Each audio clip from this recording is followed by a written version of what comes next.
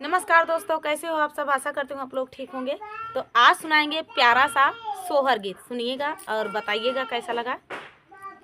तो देर न करते हुए चलिए सुनाते हैं ये प्यारा सा सोहर गीत। एक पत्नी है जिसका पति नाराज होके चला जाता है विदेश, और विदेश में जाता है तो क्या क्या करता है। और पत्नी यहाँ से अपनी सास की आज्ञा लेके तब जाती है विदेश अपने पति को ढूंढने। और देखिएगा सोहर में है, आखिरी तक बने रहिएगा, आप सभी को गीत का पूरा आनंद मिलेगा। तो चलिए सुनाते हैं ये प्यारा सा सोहर गीत। चियाही बैठी है सासु बहू पैया लागई हो, सासु भरी मुख देती हुआ शीसत पिया से मिलना होई हो, सासु भरी मुख देती हुआ शीसत पिया से मिलना होई हो। मचिया ही बैठी है सासु बहू पैया लागई हो, सासु भारी मुख देती हुआ शीसत पिया से मिलना होई हो, सासु भारी मुख देती हुआ शीसत पिया से मिलना होई। तो इतनी बचना सुनई सासु बहू समझावई बहू समझावई लगी हो, बहू पिया तोरे बसे बड़ी दूर मिलनवा कैसे जाबिऊ हो, बहुहर पिया तोरे बसे बड़ी दूर मिलना कैसे जाबिऊ हो। एक पाँव धरली वो सारावा दूसर दरवा जवाई हो, बहू तीसर पाँव धरली दुआरवा तपिया से मिलना चली हो, बहिनी तीसर पाँव धरली दुआरवा तपिया से मिलना चली हो।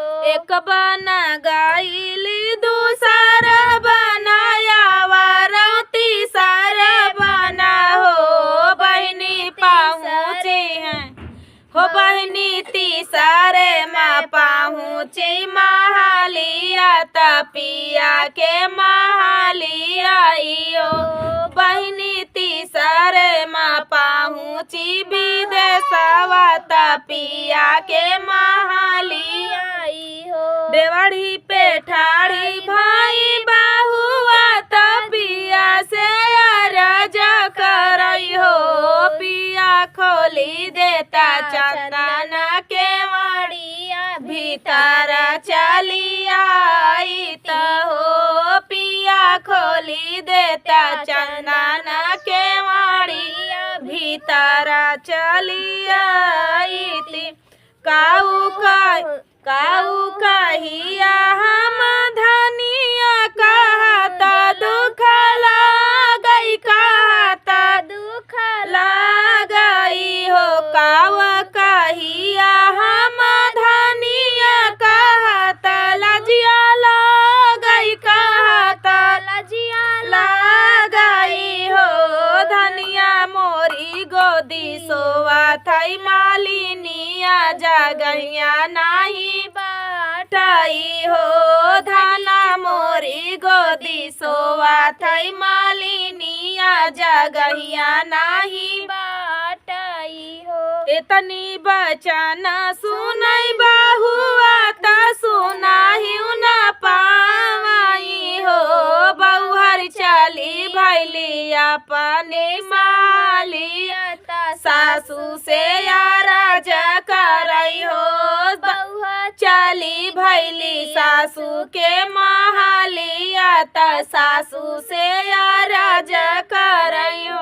हरि कवना कवना सुख पायु कहाऊ सुखाया पन हो, बहुहरि कवना कवना सुख पायु कहाऊ सुख मचिया ही बैठी है सासु त बहुहर से अरज करई हो बहुहर काहे जा तू पिया के हवालिया कवना रंग राखे ना हो बहुहर काहे जा तू पिया के हवालिया कवना रंग राखे ना हो इतनी बचन सुनाई बहुअर सुनायु नहीं पावई सुनायु नहीं पावई हो बहुदाई लेले बाजार के माड़िया बोलाए नहीं बोलाई डोलाए नहीं डोलाई हो बहुहर दाई लिहली बाजार के माड़िया बोलाए नहीं बोलाई डोलाए नहीं डोलाई हो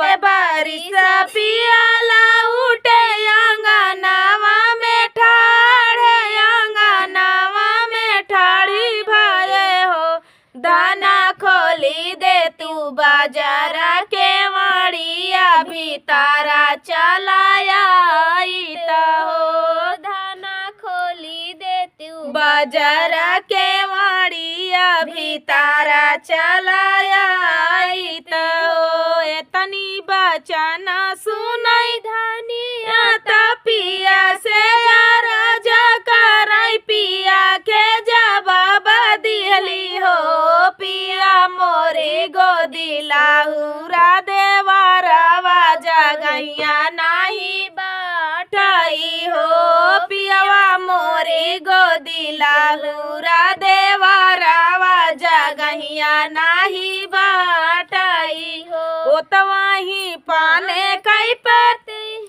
ओ तवाही पाने कई पतारिया जूठारी के बहाऊ बई जूठारी के बहाऊ बई हो धाना तू तवायु सोने कई पतारिया ता जुगा जुगरा बई हो धाना तू तवायु सोने कई पतारिया ता जुगा जुगा खाबाई ता खाई के ओडगाऊ बाई हो धाना तू तवायु सोने कई पतारिया ता जुगा जुगा राखबाई हो। तो दोस्तों ये प्यारा सा सोहर गीत आप सभी को कैसा लगा कमेंट में बताना दोस्तों।